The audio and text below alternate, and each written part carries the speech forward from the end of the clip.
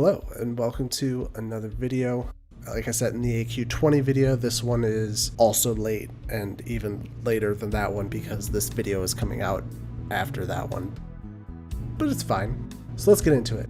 Genesis Raiment. This is the Druid set. It's 5 pieces. And how does it stack up? Is it any good? It's pretty solid for open world farming. I wouldn't say get it over other people that are actually going to use the pieces like there on the spot. This is mostly for I want to PvP, but I didn't want to do the grind to get rank 14 because honestly, this set is pretty comparable to it. Granted, we're missing some pieces, but the biggest difference is the PvP set gives you about 80 to 100 more AP, and the Genesis gives you more mana. Aside from that, they're pretty close. I would say the PvP set is probably better, but for literally way less work, this is not bad. Again, would I use this in a raid? No. Would I use this in a pug? Maybe. I mean, we get more mana from it, and it's just good to kind of mess around with it. So it's not great. I wouldn't take it over someone else who's actually going to need the piece, but eventually I would find myself getting every piece of that just because, you know, why not? Prophet Scarab. First item on the list, Amulet of Foul Warding. Is this item good? No, it's terrible. It is there exclusively for nature resistance. Don't spend DKP on this, just wait for it to be handed out because it's not good. Next up, Pendant of the Qiraj Guardian. This item, it's okay, like reasonably okay. Do I think this is better than Prester's Talisman of Carnivory? No, definitely not. 30 agility and 1% hit, it's crazy. Like, this doesn't stack up to this. But it's okay as like a tank trinket. If you have a Nyxia's Tooth Pendant, these are kind of side grady, but you don't get the 1% hit that a Nyxia's Tooth Pendant gives you, so it's not really worth it in my eyes. So this is okay, assuming you don't have the other 2 pendants that are huge for us. So next up, Cloak of Concentrated Hatred. This cloak is amazing. It's basically Cloak of Draconic Might with 1% hit. It's everything we want, and honestly, with the armor enchant, you're at 164 armor, and with its given stats, it's a solid choice. Now, do I think a feral tank should take this over a DPS? Hard to say, but it's a really, really good choice for both tanking and DPS. You're going to lose out on a lot of armor, but you're going to get more threat, and it's just free hit on your back. So it's going to be situational, but as a DPS, 100% get your hands on this cloak. It's crazy. Beetle Scaled Wrist Guards. These are literally just nature resistance trash, so if you need it, get them, but don't spend money on them or anything like that. Hammer of Jeezy sounds very wrong. Jeezy, I'm guessing, is probably closer to how it's supposed to be said. It's okay for open world killing. It's giving you a little bit of heals when you gotta pop out. It's giving you stamina. It's giving you some strength. It's giving you some intellect. It's a less good version of Herald of Woe from Blackwing Lair, and Draconic Maul is just a straight better two-hander. So if you don't have Herald of Woe and you don't have Draconic Maul, I would say pick this one up. But our second best in-game weapon comes from here, so I really wouldn't put too much thought into this weapon. And next up, we have the Imperial Qiraji Regalia, aka One-Handed Mace Time. Take it. This is the best weapon to use in open world or on trash fights, period. It gives so much stats. It's better than Draconic Maul stat-wise. And on top of that, we get to use Tome of Knowledge, which gives us 8 stats to literally everything. Now here's the $1,000,000 question. Is this setup with the Warhammer and Tome better than our favorite weapon, the Manual Crowd Pummeler? Short answer is I don't know. Private server players claim that it isn't, but most things in Classic aren't like they were on private servers, so only time will really tell. I truly think Manual Crowd Pummeler is still going to be better than this, but I think if you're looking to be done with farming Manual Crowd Pummelers and you're just burnt out on going to Gnomergon, then this would probably be the first time I would feel semi-okay with doing so, just because you get so much attack power. Like, it's literally a world buff. Alright, next up we have the Bug Trio. Now, this fight's interesting. It's, depending on the order you do, it kind of has like an easy, medium, hard difficulty. It's like predating the hard mode system that we get in Wrath of the Lich King, but the fight's not particularly hard. You might struggle with it if your tanks can't keep them in line. Aside from that, it's not too bad. Bile covered gauntlets. These guys are actually pretty decent. They're mostly just going to be used for nature resistance in all honesty, but their stat lineup and the amount of armor that they have, I wouldn't be surprised if people just kind of took these just as a solid upgrade to what they have. I know my gloves are pretty crazy. I'm rocking the rank 8 gloves and the rank 8 chest, so I can't wait to replace it with the tasty stuff we got in here. But yeah, this is mostly nature resistance with some decent stats, so if you don't have gloves with better stats, totally get these. DPS tank, doesn't matter. And next up, we have Vest of the Swift Execution. Look at that. Look at it. It's amazing. 41 agility, 21 strength, 20 stamina. This is what a cat dreams about. As a tank, there's an argument to be made for wearing these. Does it have less armor than Malfurion's Blessed Bulwark? Yes, absolutely. But that 41 agility gives us 82 armor. Don't forget that. So that does put this piece at over 300 armor. And if you're Alliance side, you get Blessing of Kings. You're just getting more armor from that. And if you do the ZG buff, that's 15%. Again, even more armor. So does it have as much? No. Malfurion's Blessed Bulwark is going to give you way more armor. But if you're looking for more crit, more dodge, more threat, I would totally pick this piece up. DPS wise, nothing even touches this thing. Take it immediately. Alright, next up we have Guise of the Devourer. This helmet rules. It is amazing for tanking.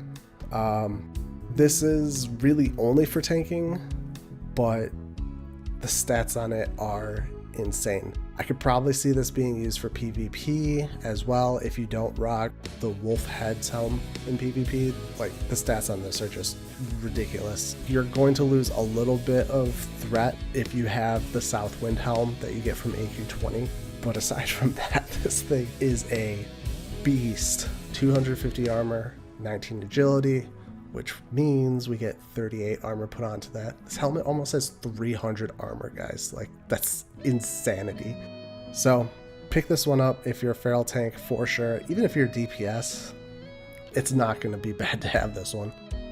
Next up, oh, why are these names always so bad? Angelista's Touch? Angelista's Touch?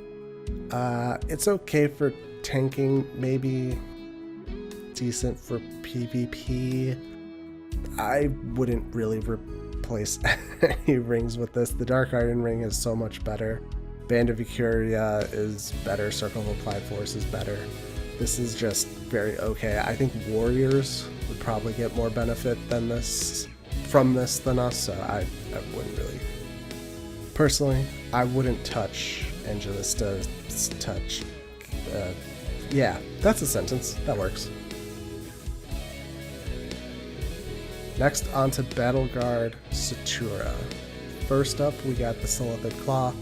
This is not good for us in any way. So if you can get it to sell it, that is 14 gold, so that's pretty sick. But aside from that, somebody else is probably going to want to pick this one up. Next up, thick Kiraji hide belt. It's a straight up tanking belt. As a DPS, you'll want to wear the belt of never ending agony, which I'll get into later, but this belt is really solid for tanking. And I would argue it's probably going to be pretty decent in open world PvP. Gloves of enforcement. Oh boy. These things are sick. 28 strength, 20 agility, 1% hit. Steal them, get them, don't care what you gotta do, just make it happen.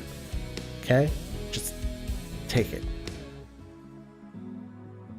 Badge of the Swarm Guard. This is awesome for ferals, especially since we're using manual crowd pummelers. With those things pop, we literally have the fastest attack speed of any class. We're going to be making use of the full 6 stacks, which means we're getting, was that 1200 armor pen, which means clothies become 0 armor, and anything that's not like a full plated warrior becomes a clothy. You put fairy fires on top of that, so that's 500. 1705 armor just gone out the window. This is going to be basically what creates feral montages. So if you can get it, get it. Next boss, we got Bankris the Unyielding. And first up on his list, we have the Barbed Choker. If you don't have Prester's Talisman of Carnivory, then this is a great neck piece to have. I think ahn'qiraj's Tooth Pendant is still a bit better, but honestly, this and ahn'qiraj's Tooth Pendant are pretty much side grades to each other. Just depends on kind of what you're going for. If you're looking for more raw damage, Barbed Choker is better. If you need that hit percent, obviously ahn'qiraj's Tooth Pendant is better. So definitely a great choice, or at least a great side grade if you're looking for the chance to swap things up. Hive Tunneler's Boots. These are great for tanking. There's just no two ways about it. 30 stamina, crazy, 17 agility, 216 armor. Now, are they better than Boots of the Shadow Flame? In my opinion, it's going to be pretty situational, but I think overall, yes, they are going to be better than Boots of the Shadow Flame if you don't need that 2% hit. We are losing 36 armor, but we're also at such a high armor range that really we're hitting those soft caps and those diminishing returns. So we need so much armor to even get a % more of mitigation that stamina just becomes so much better. Just having that massive health pool, that's what we're looking for. But again, if you need the 2% hit, Boots of the Shadow Flame are going to be great. So I think having these and Boots of the Shadow Flame, you're going to be ping-ponging it back and forth just depending on what fight you're doing. Mantle of Wicked Revenge. This is just straight up best for tanking and DPS. It's in the same league as the Vest of Swift Execution in my opinion. It's just raw feral goodness. That being said, as a tank, your taut Dragonhide shoulder pads are still great, and they offer more HP, so depending on the fight you might want one piece over the other, but honestly, these guys are insane. So I would definitely pick these up, no questions asked. Next up, we have Vasidius, if your guild decides to kill Vasidius. We've got Ring of Kiraji Fury. This ring is just a worse version of Quick Strike Ring, in my opinion. So if you don't have Quick Strike, pick it up. But we also have Circle of Applied Force, Band of Ecuria. So I mean, if you don't have any of those substitutes for DPS, this ring's totally fine, totally good, but it's just not as good. Moving on, Princess Huhuran. Cloak of the Golden Hive. This is just a not good back. I wish it was better. It just doesn't have armor. It doesn't have a ton of stamina to make up for the fact that it doesn't have a ton of armor. It's just I would definitely not worry about picking this up or trying to get it at all. Next up, Twin Emperors, Veclor and Vecnilash.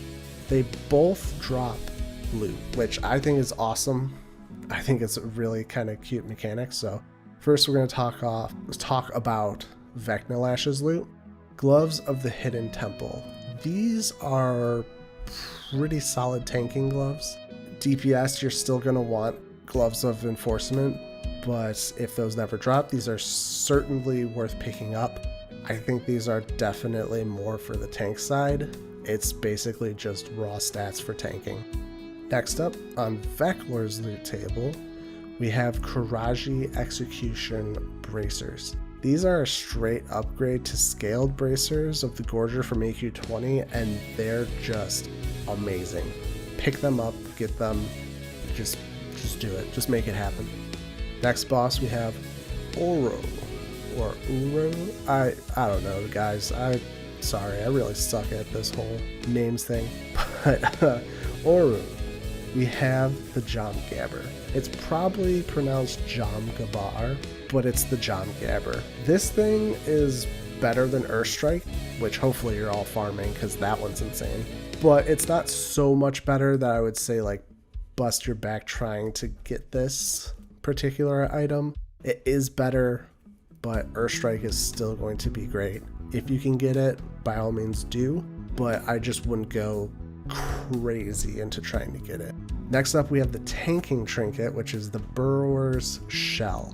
Absorbs 900 damage and lasts 20 seconds. It's just a free shield, it's just a solid PvP trinket, and depending on what fight you're in, this could be pretty good for tanking as well. Last boss on the docket, we have Cthulhu. First up, Belt of Never Ending Agony. This belt is sick. 1% hit, 1% crit, 64 attack power. The only way this belt could be better is if that 64 attack power was 32 strength. Like, that's really all. Technically, it would be less than 32 strength, but that's beside the point. It would be better if it was stats, but I'm not going to complain about 64 attack power, 1% crit, and 1% hit. It's just insanely good. Straight upgrade to Belt of Preserved Heads. Next up, we have an item that we can use for vendoring, which is Death Sting.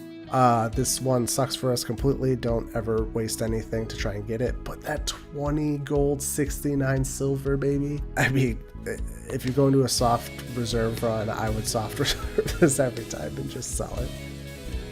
Next up, Mark of Cthulhu. This is the first tanking neck piece that I would consider swapping out for Prester's Talisman of Carnivory. You lose some threat in the process, but you gain a lot of survivability, and you don't even lose the 1% hit. So it's really just going to depend on, do I need more stamina or do I need more armor? Because like I said, we are in that place of armor's kind of getting to the point where it's just not good anymore. Ring of the Godslayer, 27 agility. This ring's insane. Do I think this ring is better than Quick Strike or Circle of Applied Force or Band of Acuria? Short answer, yes. I really want to run Circle of Applied Force with this ring just to get all of that glorious crit from agility, but more than likely hunters are going to have this on super prio, so I don't know when you're going to get it, but if you can, definitely pick up this ring. It's great. Vanquish Tentacle of Cthulhu. I mean, who doesn't want a hentai trinket? I mean, I don't think it's particularly good, but I think it's hilarious, and I'm definitely going to try and get it, so you do with that information what you will. Lastly, Eye of Cthulhu. This gives us Cloak of the Fallen God. This cape is better than the Cloak of Concentrated Hatred if you don't need that 1% hit. Otherwise, I would totally stick with Cloak of Concentrated Hatred. But if you don't need that 1% hit, get this cape. It's just so much agility, so good. Last point on the docket, it's not technically from this raid, but it's also technically from this raid. It's the Nozdormu Exalted Signet Ring of the Bronze Dragonflight. This ring is crazy awesome to get, and it's free technically, but you do have to be exalted with Nozdormu. So definitely keep raiding, try not to miss any weeks, and eventually you'll just get this insanely good ring. Alright, that does it for this set of loot. Hopefully you guys found the video entertaining. If you did, go ahead and leave a like, leave a comment, all of that good juicy stuff. And I'll see you in the next one.